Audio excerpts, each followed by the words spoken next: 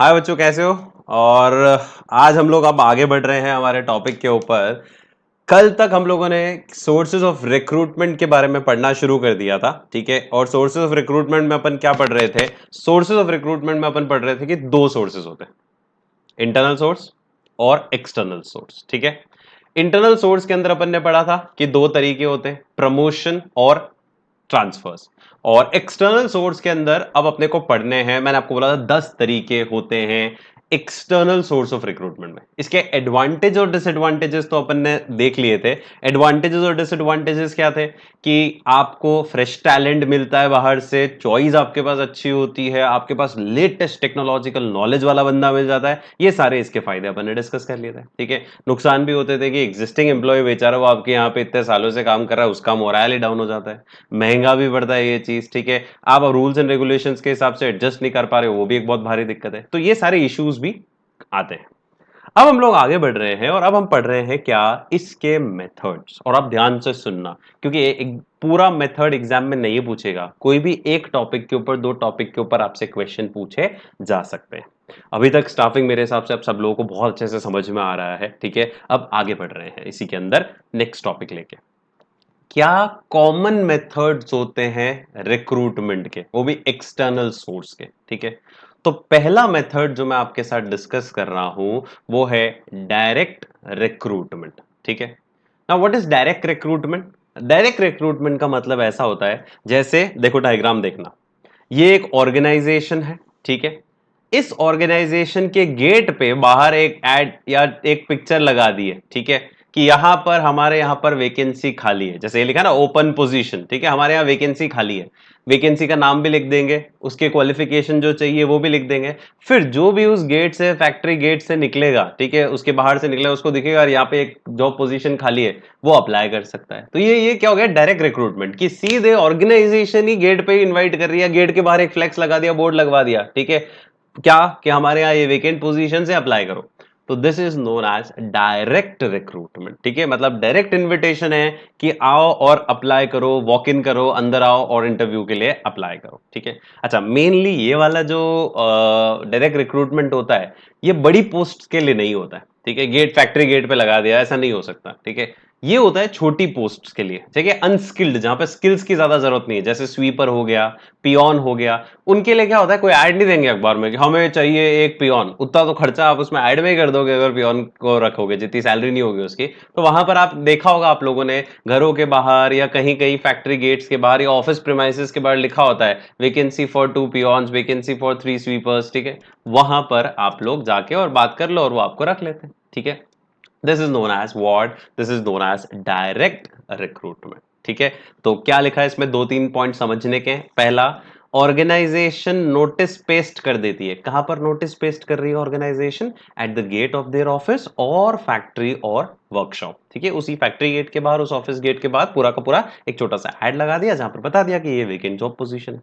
अच्छा, जो लोग इंटरेस्टेड होते हैं वो वॉक इन कर लेते हैं, अंदर आ जाते हैं कि हमें ये पोस्ट चाहिए या हमें ये नौकरी चाहिए, ठीक है। ये मेथड ज्यादातर किसके लिए है? अनस्किल्ड जॉब पोजीशंस के लिए है। तो तीन बातें ध्यान रखनी है, कहाँ लगा देते हैं? नोटिस पेस्ट कर देते हैं हम लोग यहाँ पर, ठीक है। ये फिर ताकि बंदा वॉक इन कर ले, अंदर आ जाए इंटरव्यू के लिए, और ये मेनली अनस्किल्ड जॉब पोजीशंस के लिए किया जाता है। This is known as the first method, that is direct recruitment. Clear? बहुत ईजी। सेकेंड, सेकंड पे आते हैं। सेकंड पॉइंट होता है कैजुअल कॉलर्स, ठीक है। अब कैजुअल कॉलर का पहले मतलब समझाता हूं मैं आपको।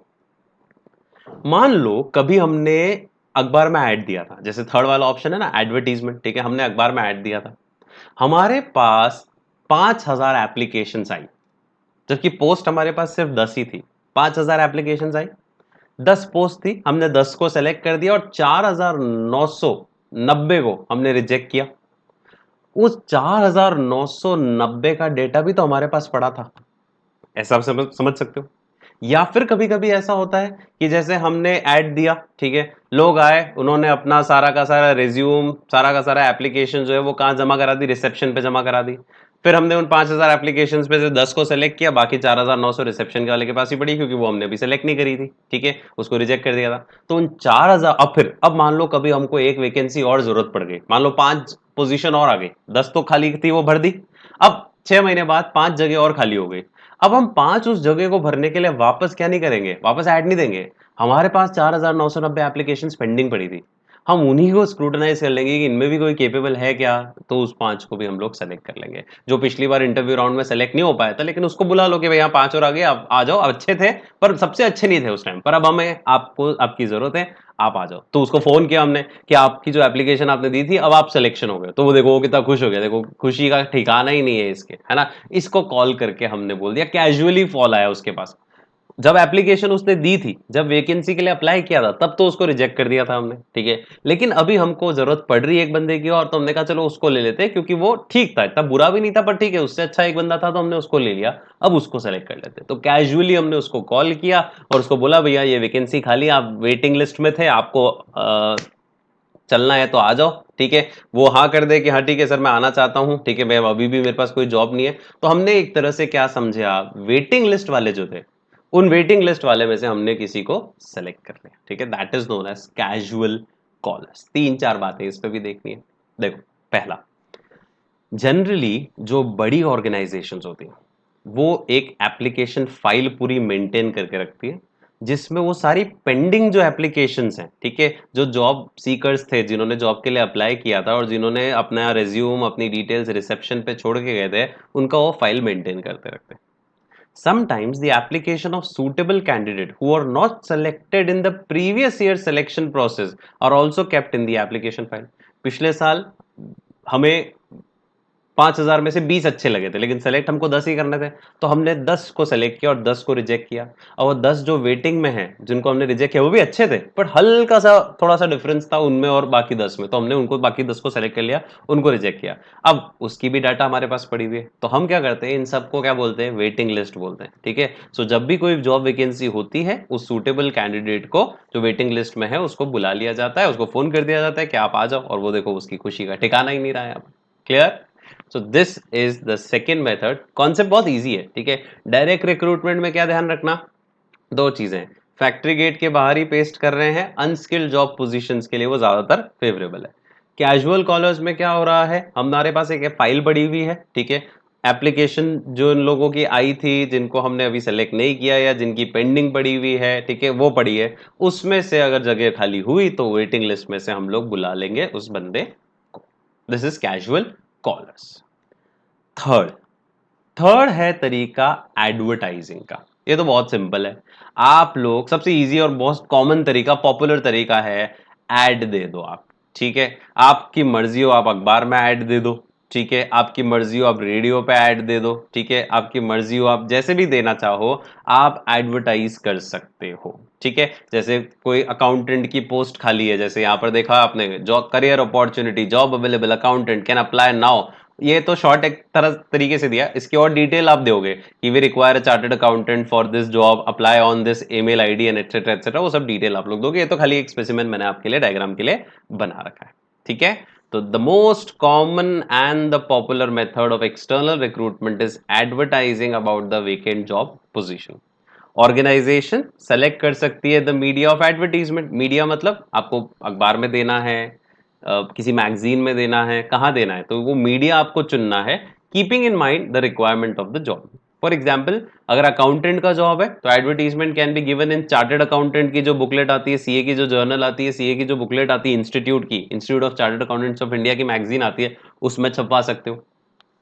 अनस्किल्ड और लोअर रैंक जॉब पोजीशन के लिए एडवर्टीजमेंट आप किसी लोकल न्यूज़पेपर, रीजनल न्यूज़पेपर में दे सकते हो, जो उस अनस्किल्ड बंदे के हाथ में भी पहुंचता है, ऐसा कोई लोकल सा न्यूज़पेपर वहां डाल दो उसमें, ठीक है। तो ये तरीके ये आपको चुनना है, वो आपके ऊपर है कि आप मीडिया ऑफ एडवर्टीजमेंट कौन सा चुनते हो, ठीक है। कि आप उसको जर्नल पे देना चाहते हो, आप उसको कहाँ देना चाहते हो, आप लोकल न्यूज़पेपर में। बट इस पॉइंट के अंदर ये ध्यान रखना, जो अपन पढ़ रहे हैं ना एडवर्टीजमेंट, इसमें मेनली इस हेड में हम सिर्फ किसकी बात करेंगे, प्रिंट मीडिया की बात करेंगे, ठीक है। क्योंकि टीवी और इलेक्ट्रॉनिक के लिए अलग से पॉइंट्स दे रखे हैं, अगर आपको पॉइंट नंबर में आपको आगे बताऊंगा तो उसमें भी एडवर्टीजमेंट ही दे रखा है। जैसे थर्ड एडवर्टीजमेंट पढ़ा, अब आप एक काम करो, आप ये देखो पॉइंट नंबर 9 और 10, 9 और 10 भी एडवर्टीजमेंट ही है, ठीक है, 9 भी एडवर्टीजमेंट ही है कि आपने एक नया ट्रेंड आ गया किस पे, आप चैनल पे अपना ऐड दे रहे हो, ठीक है, टीवी चैनल्स पे आप ऐड दे रहे हो, हम हायर कर रहे हैं, हमें इसकी जरूरत है, ठीक है, और वो टेलीकास्ट होगा टीवी पे, और उसमें आप ये बता दो कि हमें ये रिक्वायरमेंट है जॉब की, हमें ये क्वालिफिकेशन वाला बंदा चाहिए, अप्लाई आप यहाँ पे कर सकते हो, टीवी पे भी ऐड दे सकते हो, ठीक है। तो टीवी पे यहाँ हो गया और प्रिंट मीडिया में वहां हो गया। और इलेक्ट्रॉनिक पोर्टल पे आप देते हो, जैसे naukri.com आपने देखा होगा, ठीक है, उस पे आप अपना पूरा रिज्यूम अपलोड कर दो, फिर जहां जहां भी जगह खाली होगी वो लोग आपको क्या कर देंगे, फोन कर देंगे, मतलब एक तरह से एजेंट हो गए एक तरह से, ठीक है। तो ये देखो एक पॉइंट, और in internet there are certain websites specifically designed to provide information regarding the job seekers and companies which have vacant job position. These websites can be visited by job seekers as well as company. अरे दोनों को मिला रहा है, एक वो बंदा जिसको नौकरी चाहिए और एक वो ऑर्गेनाइजेशन, ठीक है, जो नौकरी देना चाहती है, जिसको चाहिए, नौकर चाहिए, एम्प्लॉइज चाहिए।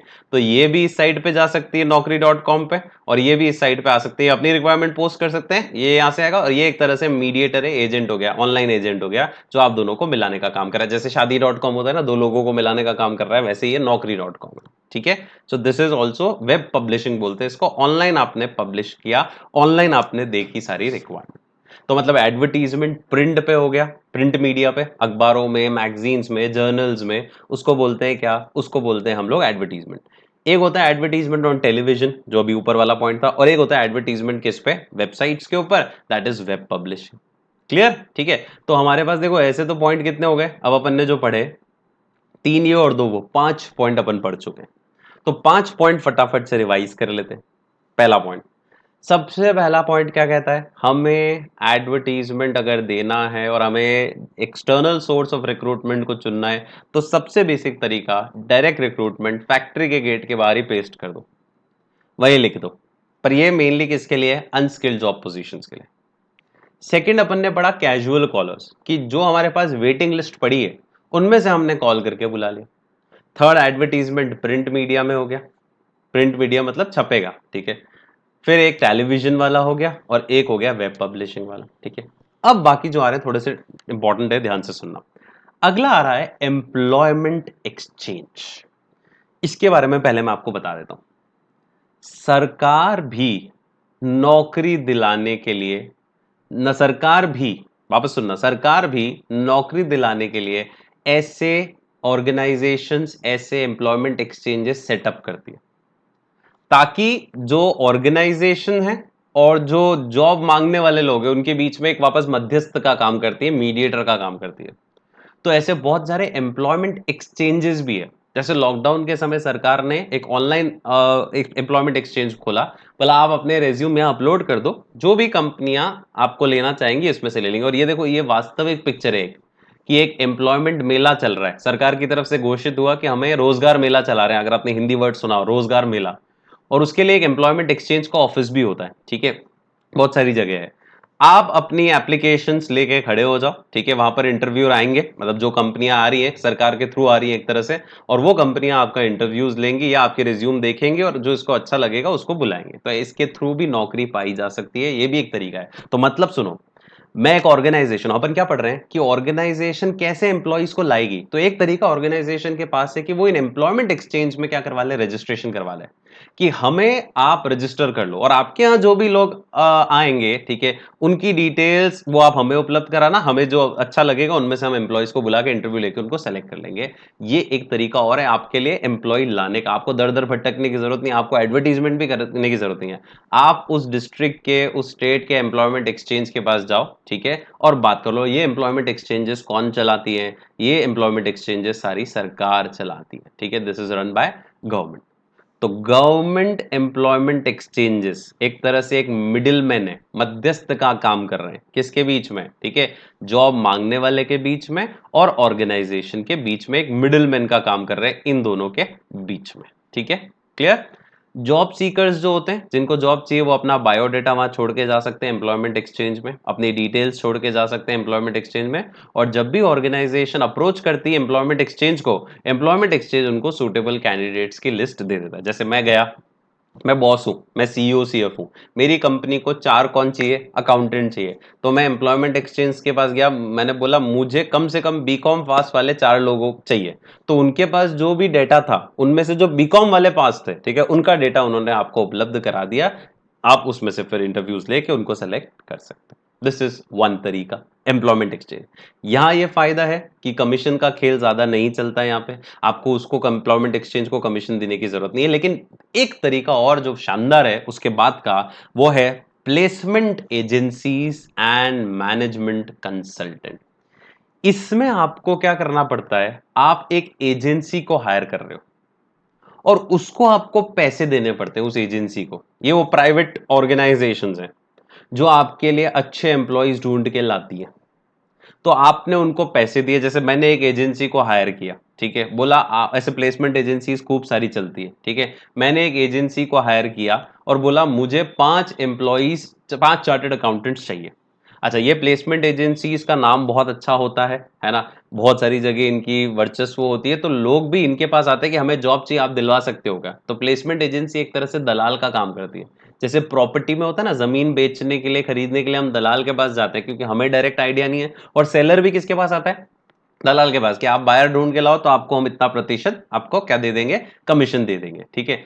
सो वही फंडा इसमें भी है कि there are consulting agencies. Placement नाम ही देखो ना, नाम क्या है, प्लेसमेंट एजेंसी, मतलब जो आपको जॉब पे प्लेस करवा रही है, एम्प्लॉइज को प्लेस करवा रही है कंपनियों में, ठीक है। तो कंपनियां जो हैं उनके पास जा सकती है, प्लेसमेंट एजेंसीज के पास, और उनको बोल सकती है कि हमें ये रिक्वायरमेंट है, हमारे लिए ये कैंडिडेट ढूंढ के लाओ। तो ये एक तरह से देखो, ये वाला जो बंदा है ये एक तरह से कंसल्टेंट है, ठीक है, जो इन दोनों को मिलवा रहा है। एक एम्प्लॉय हो सकता है, एक वो हो सकता है ऑर्गेनाइजेशन, और बीच में ये कमीशन लेगा उसका। सो प्लेसमेंट एजेंसीज की मौजूदगी नेशन वाइड होती है ज्यादातर, और ये डिमांड और सप्लाई को मैच कराने का काम करते हैं। भाई डिमांड जहां है आपको वहां वो भेज देगा, ठीक है, फाइन। सप्लाई इधर से आ रही है, आपको डिमांड वहां है तो वहां शिफ्ट कर देगा, बोले ये नौकरी तो यहाँ इस कंपनी पे तो नहीं, यहाँ कंपनी अवेलेबल है, आपको चाहिए तो बोलो, ठीक है, मैं बात करता हूँ। सो ये एजेंसीज क्या करती हैं, वही बायोडेटा लेती है जॉब सीकर्स से और रिकॉर्ड रखती है अपने पास, ठीक है, और फिर जब भी जरूरत होती है ये सेंड कर देती है इन कैंडिडेट्स को, किसके यहाँ पे, क्लाइंट के यहाँ पे। फिर क्लाइंट और आप बात कर लो, जम जाए तो क्लाइंट आपको रख लेगा, मतलब कंपनी आपको रख लेगी, और फिर आपको कमीशन इसको देना पड़ता है। जनरली ये फीस चार्ज करता है, कमीशन चार्ज करता है। These agencies charge fees for providing such service. जबकि एम्प्लॉयमेंट एक्सचेंज में फीस नहीं होती, वो गवर्नमेंट स्पॉन्सर्ड है, गवर्नमेंट की सुविधा है सब लोगों के लिए जिनके पास जॉब नहीं है। यहां पर आपको कमीशन देना पड़ेगा, फीस देनी पड़ेगी।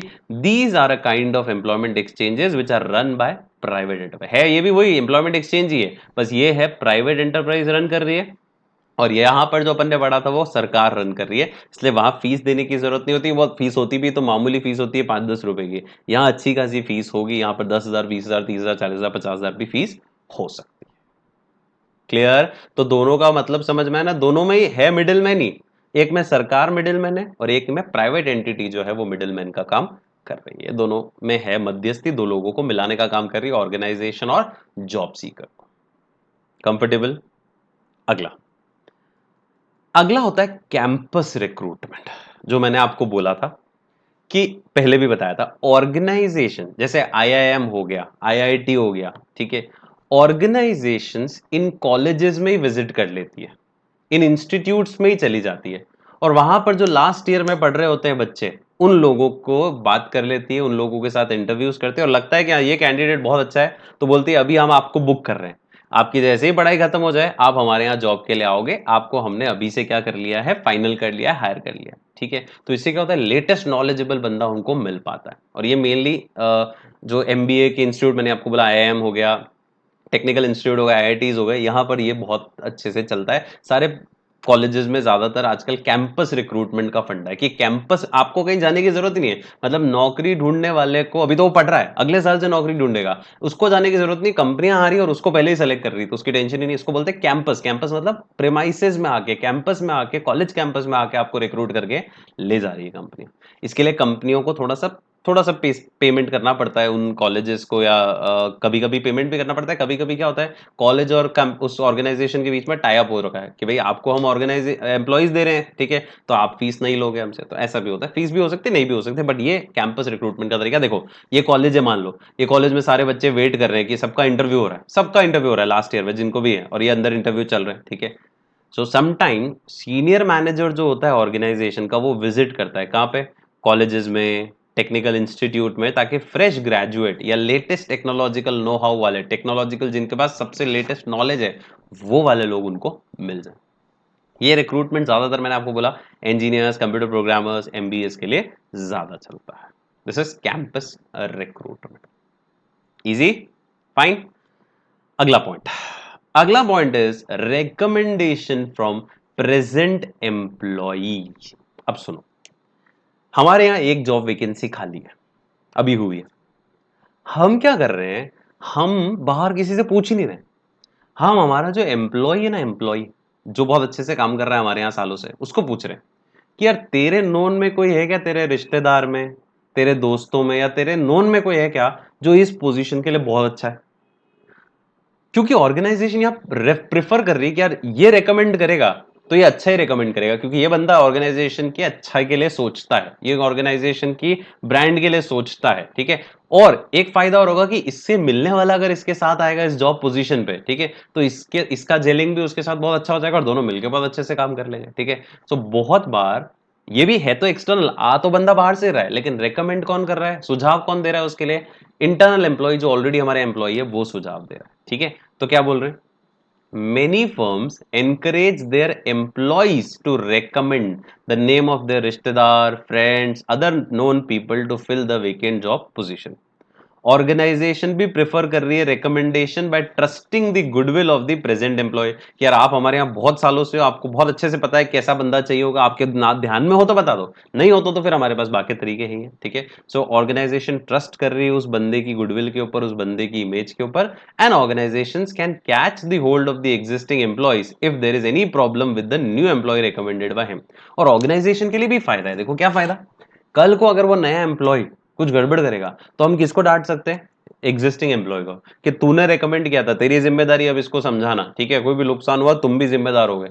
तो ये ऑर्गेनाइजेशन के एंगल से सोचो तो ये फायदा भी है कि ऑर्गेनाइजेशन को, देखो बाहर से जब ऑर्गेनाइजेशन लाएगी तो उस बंदे का क्या मालूम कैसा है वो कल को छोड़ के चला जाए तो क्या कर लोगे आप, ज्यादा तो कुछ कर नहीं सकते, ठीक है। लेकिन एग्जिस्टिंग एम्प्लॉय के रिकमेंडेशन पे कोई बंदा आया है, लाए हम लोग, तो उस एग्जिस्टिंग एम्प्लॉय को हम, क्योंकि वो एग्जिस्टिंग एम्प्लॉय बहुत समझदार था, तभी तो हमने उसके रिकमेंडेशंस पे यकीन किया, बहुत गुडविल वाला था, ब्रांड वाला था, बहुत इमेज थी उसकी ऑर्गेनाइजेशन में। अब वो भी अपनी इमेज बचाने के लिए कोशिश करेगा कि वो नए एम्प्लॉय से अच्छा काम करवाएगा, है ना। तो ये एक फायदा ऑर्गेनाइजेशन के लिए कि आप एग्जिस्टिंग एम्प्लॉय से भी क्या ले सकते हो, रिकमेंडेशन ले सकते हो। क्लियर। और लास्ट पॉइंट क्या है, लास्ट पॉइंट है लेबर कॉन्ट्रैक्टर्स। लेबर कॉन्ट्रैक्टर का मतलब क्या होता है, जहां पे अपने को ऐसा काम कराना ना, कौन सा वाला, ये जो घर बनाते हैं और ऐसे करते हैं ना, तो वहां सीधे कॉन्ट्रैक्टर से बात करो, वो एम्प्लॉय अपने आप ही ले आता है, आपको 10 एम्प्लॉयज को हायर करने की जरूरत नहीं है। आप सबको थोड़ी जाओगे यार लेबर में लेके आता हूँ, ये लेबर नहीं, आप कॉन्ट्रैक्टर को बोल दो, जो जॉबर है उसको बोल दो, वो जॉबर जो है वो वैसे भी गांव वालों से और ऐसे लोगों से बहुत टच में होता है, वो वहां पर आपकी साइट पे आ जाएगा। मेनली वहां पर कंस्ट्रक्शन वाली साइट्स पे, या जहां पर इंफ्रास्ट्रक्चर कुछ बन रहा है, वहां के लिए लेबर कॉन्ट्रैक्टर से आप सीधे बात कर सकते हो, वो बंदा आपके लिए एम्प्लॉयज लेकर आ जाएगा। तो the last point is jobbers and contractors are the people, ये वो लोग हैं जिन जो टच में है किससे, लेबर से, गांव में, रूरल एरियाज में। और जब भी कोई वैकेंसी होती है, रिक्वायरमेंट होती है फैक्ट्री में या कंस्ट्रक्शन साइट पे, ये लोग लेबर ले आते हैं गांव से, ठीक है। सो ये उसके लिए कमीशन चार्ज करते हैं। कॉन्ट्रैक्टर क्या करता है, कमीशन चार्ज करता है, खुद तो काम करेगा नहीं, खाली बस बैठेगा, बाकी लोगों से काम करवाएगा और कमीशन चार्ज करेगा। तो ये मेनली कंस्ट्रक्शन साइट्स और फैक्ट्रीज के लिए ज्यादा काम फ्रूटफुल है। सो कितने हो गए, 10 हमारे पास क्या हैं, 10 हमारे पास पॉइंट्स हैं जिसमें बोला गया है कि एक्सटर्नल मेथड इजी थी, देखो डायरेक्ट रिक्रूटमेंट बाहर ही चिपका दो, कैजुअल कॉल और वेटिंग लिस्ट वालों से बोल लो, एडवर्टीजमेंट, फिर एडवर्टीजमेंट ऑन टेलीविजन और वेब पब्लिशिंग था, ठीक है। फिर एम्प्लॉयमेंट एक्सचेंज सरकार का और प्लेसमेंट एजेंसी प्राइवेट एजेंसी वाली, ठीक है। लेबर कॉन्ट्रैक्टर वाला पॉइंट हो गया, उससे जस्ट ऊपर अपन ने पढ़ा था रिकमेंडेशन फ्रॉम प्रेजेंट एम्प्लॉय, और ये सबसे इंटरेस्टिंग कैंपस रिक्रूटमेंट भी आप करवा सकते। क्लियर है। तो ये हुआ क्या आपका एक्सटर्नल और इंटरनल सोर्स ऑफ रिक्रूटमेंट के अंदर हमारे पास कौन कौन से पॉइंट्स होते हैं, वो हम लोगों ने यहां डिस्कस कर ली। अब आखिरी पॉइंट जो बचता है वो ये पूछता है कि एक्सटर्नल और इंटरनल सोर्स ऑफ रिक्रूटमेंट में डिफरेंस क्या है। वैसे तो आप इतना पढ़ चुके हो कि आपको डिफरेंस पे तो बहुत इजी हो गया, फटाफट से क्लियर कर लेते हैं, कोई ज्यादा टाइम नहीं लेना। सबसे पहला बेसिस क्या है? मीनिंग, ठीक है। इंटरनल रिक्रूटमेंट में क्या होता है? हम एग्जिस्टिंग स्टाफ को यूज कर रहे हैं। एक्सटर्नल में हम आउटसाइडर को ला रहे हैं। इसमें टाइम कम लगता है, इसमें टाइम ज्यादा लगता है, ये सस्ता है, ये महंगा है थोड़ा सा, ठीक है। यहाँ पर चॉइस आपके पास कम है, यहाँ पर चॉइस बहुत है। और ये इससे एम्प्लॉइज, एग्जिस्टिंग एम्प्लॉइज का मोरल, आत्मविश्वास बढ़ता है, इससे एग्जिस्टिंग एम्प्लॉइज का आत्मविश्वास कम होता है। सिंपल से पॉइंट है जो ऑलरेडी आप ऊपर डेफिनेशन में और एडवांटेज डिसएडवांटेज में पढ़ चुके हो, वही चीज यहां पर वापस एक्सप्लेन कर रहा है। Done. So with this we are done with the concept of, तो पूरा फंडा जो कंपोनेंट था पहला वाला रिक्रूटमेंट का कंपोनेंट, वो रिक्रूटमेंट का मीनिंग अभी क्लियर होता है। अब हम सेकंड के ऊपर आएंगे जो कि कौन सा है? जो कि है सिलेक्शन वाला कंपोनेंट। अब क्या होता है सिलेक्शन, उसके ऊपर बात कर लेते हैं अपन, ठीक है। सिलेक्शन के अंदर जैसे अपन ने पहले भी पढ़ा था, रिक्रूटमेंट के बाद सिलेक्शन होता है। सिलेक्शन में हम क्या कर रहे हैं? चूज कर रहे हैं मोस्ट सुटेबल कैंडिडेट को, ठीक है, उस जॉब पोजीशन को फिल करने के लिए। तो देखो सिलेक्शन का डायग्राम पहले भी आया था, यहाँ पे भी दे रखा है कि इन सब में से हमने इस बंदे को चूज किया, सेलेक्ट किया। सो सिलेक्शन मतलब वही most promising, most suitable candidates को सेलेक्ट कर रहे हो आप जॉब पोजीशन को फुलफिल करने के लिए, ठीक है। अब इस सिलेक्शन की पूरी प्रोसेस अपन पढ़ रहे हैं। देखो स्टाफिंग का प्रोसेस हम ऑलरेडी डिस्कस कर चुके हैं कि what is staffing and all that. अब हम रिक्रूटमेंट की बात कर चुके हैं जो पहला एलिमेंट था। दूसरा एलिमेंट जो अभी अपन पढ़ रहे हैं, अब क्या बात कर रहे हैं? सिलेक्शन की। अब सिलेक्शन का भी पूरा प्रोसेस चलता है। पहले मैं आपको हल्का सा आज आइडिया दे रहा हूं, ओवरव्यू दे रहा हूं इस सिलेक्शन के प्रोसेस का, और फिर डिटेल में अपन पढ़ेंगे बाद में। पहला ओवरव्यू ले लो। इससे पहले कौन सी स्टेज हुई थी? रिक्रूटमेंट हुई। उसमें क्या हुआ? हमने इंड्यूस किया किसको? बाहर प्रोस्पेक्टिव एम्प्लॉइज को कि आप अप्लाई करो जॉब के लिए। मान लो हमारे पास 5,000 एप्लीकेशन आ गई, हमारी वैकेंसी सिर्फ 10 है, 5,000 एप्लीकेशन आ गई, 5 लाख भी आ सकती है, ठीक है। भरोसा नहीं है, आजकल जॉब की बहुत जरूरत है लोगों को। तो अभी आपको सिलेक्शन करना है उनका कि उनमें से किसको सेलेक्ट करूं मैं। तो आप सबसे पहली स्टेज जो इसमें होती है वो होती है प्रिलिमिनरी स्क्रीनिंग, कि आप एक बार मोटा मोटा देख लो, बिल्कुल ही अनक्वालिफाइड कैंडिडेट जो है, मतलब छटनी हो रही है, देखो छटनी हो रही है, ये इतने सारे आए, फिर उसमें छटनी करी और उसमें से इनको एक बार हमने क्या किया? फाइनलाइज किया। अभी इनको भी फाइनल नहीं किया, अभी इनका भी आगे का राउंड चलेगा, ठीक है। लेकिन एक बार हम जो बिल्कुल ही अनक्वालिफाइड कैंडिडेट्स हैं, बिल्कुल ही अनफिट है, इस जॉब के लिए फिट ही नहीं है। मान लो हमने वैकेंसी डाली थी एक अकाउंटेंट के लिए, और मान लो 10वीं पास बंदा भी अप्लाई कर रहा है, ठीक है, तो भैया ये तो बिल्कुल अनफिट है, उसको हटा दो उसमें से। स्क्रीनिंग कर दो। स्क्रीनिंग मतलब एक बार प्रिलिमिनरी, पहले एक बार स्क्रीन कर रहे हैं कि जो बिल्कुल ही फालतू एप्लीकेशन है, सारी एप्लीकेशन देखते जाओ, ये फालतू है, हटाओ इसको, ठीक है, वो हटा दोगे। फिर जो बंदे उनमें से निकले, बचे, जैसे 5,000 आपके पास आई थी, ठीक है, आपने उसमें से 2,500, 3,000 तो हटा दी क्योंकि वो बिल्कुल फालतू थी, 2,000 बची। अब उन 2,000 जो बची है ना, उनका क्या होगा? टेस्ट होगा, सिलेक्शन टेस्ट, ठीक है। अब वो टेस्ट आईक्यू के आधार पे भी होगा, इंटेलिजेंस के आधार पे भी, वो एप्टीट्यूड देखने के लिए भी होगा कि उस बंदे के पास सीखने का जज्बा कितना है, उसकी पर्सनालिटी का भी टेस्ट होगा कि भैया वो उसका बिहेवियर कैसा है। एक ट्रेड टेस्ट होता है जिसमें हम देखेंगे आगे कि वो उस काम के लिए बना हुआ है कि नहीं बना हुआ है। एक इंटरेस्ट टेस्ट कि वो उसका इच्छा है कि भी नहीं है उस काम को करने की, ठीक है। ये आप टेस्ट करोगे उनके, तो सिलेक्शन टेस्ट बोल रहे हैं अभी अपन। टेस्ट में जो लोग निकले, 2,000 में से मान लो 500 लोग टेस्ट में क्लियर हुए। अब उन 500 लोगों का हम क्या करेंगे? इंटरव्यू करेंगे, ठीक है। इंटरव्यू करने के बाद उन्होंने अगर इंटरव्यू के फॉर्म में या रेफरेंस जो बायोडाटा अपना या रेज्यूम डाला था, और रेज्यूम में उन्होंने अपने रेफरेंसेस भी डाले होंगे कि अगर आपको हमारे बारे में कुछ जानना हो, तो एक्चुअली क्या होता है कि रेज्यूम के अंदर रेफरेंस भी डाल देते हो कि अगर आपको हमारे ऊपर कोई डाउट भी हो तो आप हमारे ये 2 रेफरेंसेस हैं, और 2 बड़े नामी गिरामी बंदे का नाम डाल दो आप, ठीक है, जिनको वास्तविकता में आप जानते हो। तो उससे क्या होता है, इंटरव्यूअर जो है, आपका इंटरव्यू ले लिया उसने, खुश है आपसे, पर आपका बैकग्राउंड एक बार जानने के लिए वो उन लोगों को फोन करता है जिनका रेफरेंस में आपने नाम डाला हुआ है, और वो लोगों से पूछता है बंदा कैसा है। तो आपका नोन होना चाहिए, इसे फर्जी नहीं डालना है आपको, ठीक है, किसी का भी नाम, ठीक है। आपने प्रधानमंत्री का नाम डाल दिया, अब वो तो प्रैक्टिकली आपका नोन है ही नहीं, तो आप ऐसे बंदों के नाम डालो जो गुडविल वाले हैं और आपके नोन है और आपके बारे में जानते हैं, ठीक है। रेफरेंस और बैकग्राउंड चेक करेंगे वो लोग, ठीक है, और फिर उनमें से फिर सिलेक्शन डिसीजन होगा कि अब इनमें से 500 लोगों में से जिनका हमने इंटरव्यू लिया है 200 अच्छे लगे हमें, 200 के रेफरेंस चेक किए तो उसे पता चला 20-30 ने तो फर्जी रेफरेंस डाल रखा था, तो 170 बचे। अब 170 में से किसको सेलेक्ट करूं मैं? तो 170 में से फिर आपको 10 ही सेलेक्ट करने, तो मान लो 10 सेलेक्ट कर लिया और 10 को वेटिंग में रखा। फिर उनका मेडिकल एक बार जांच करा ली, कोई दिक्कत तो नहीं है ना? मेडिकल एग्जामिनेशन सारे जॉब्स में तो नहीं होता है, पर बहुत सारे जॉब्स में होता है, ठीक है। फिर उनको हमने ऑफर दी कि भैया आपको हम जॉब दे रहे हैं, आपको फाइनलाइज किया है, और वो हाँ कर दे तो उसके साथ फिर कॉन्ट्रैक्ट फाइनल कर लेंगे हम लोग, ठीक है। ये पूरा का पूरा प्रोसेस चलता है किसका? सिलेक्शन का। एक बार खाली ओवरव्यू ले लो सिलेक्शन के प्रोसेस का। सबसे पहले क्या किया? सबसे पहले सिलेक्शन के प्रोसेस के अंदर हमने एक बार स्क्रीनिंग करी, 5,000 में से 3,000 हटाए, 2,000 बचाए, ठीक है। अब उनका टेस्ट लिया, ठीक है, यार 5,000 में से 2,000 हटे, 3,000 बचे, उनका टेस्ट लिया, टेस्ट में से 2,000 क्लियर हुए। फिर टेस्ट लेने के बाद हमने इंटरव्यू लिया उसका, ठीक है। इंटरव्यू लेने के बाद हमें लगा कि हाँ ये बंदा ठीक है, तो उसके रेफरेंस और बैकग्राउंड चेक किया, ओके लगा, मेडिकल एग्जामिनेशन कराया, उसको ऑफर दी, और अगर उसने फाइनल कर ली तो उसके साथ कॉन्ट्रैक्ट साइन कर लो, ठीक है। भाई ये आपका रहेगा सैलरी, ये आपका पेमेंट रहेगा। तो ये एक बेसिक तरीका है किसका? सिलेक्शन का।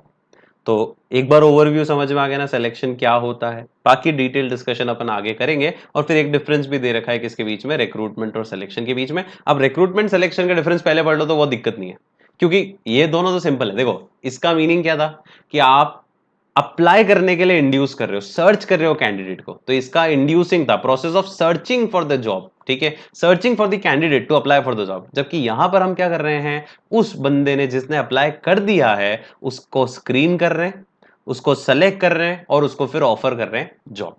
सिलेक्शन के अंदर तो क्या हुआ? एप्लीकेशन के लिए इनवाइट नहीं कर रहे हो, उसमें तो आप इनवाइट कर रहे थे या इंड्यूस कर रहे थे, जो वर्ड अपन यूज करते आ रहे बार बार वही यूज करो, कोई दिक्कत नहीं। Inducing the client, inducing the candidate for job. जबकि यहां पर हम जिसने अप्लाई कर दिया उसकी स्क्रीनिंग करके उसको सेलेक्ट करके और ऑफर कर रहे हैं जॉब। तो रिक्रूटमेंट एक तरह से पहली स्टेज है, it proceeds the staffing function, ठीक है। ये कब स्टार्ट होती है? ये स्टार्ट होती है जब रिक्रूटमेंट क्या होता है? खत्म होता है। तो ये एक तरह से पहला स्टेप हो गया, ये एक तरह से दूसरा स्टेप हो गया आपका, ठीक है। ये पॉजिटिव प्रोसेस कहलाता है क्योंकि इसमें हम सबको इनवाइट कर रहे हैं, आओ आने दो, लाओ रेज्यूम दे दो। इसमें नेगेटिव प्रोसेस पहले भी पढ़ा था, इसमें आप रिजेक्ट कर रहे हो सिलेक्शन से ज्यादा, तो 5,000 में से 4,990 को तो आपने रिजेक्ट किया।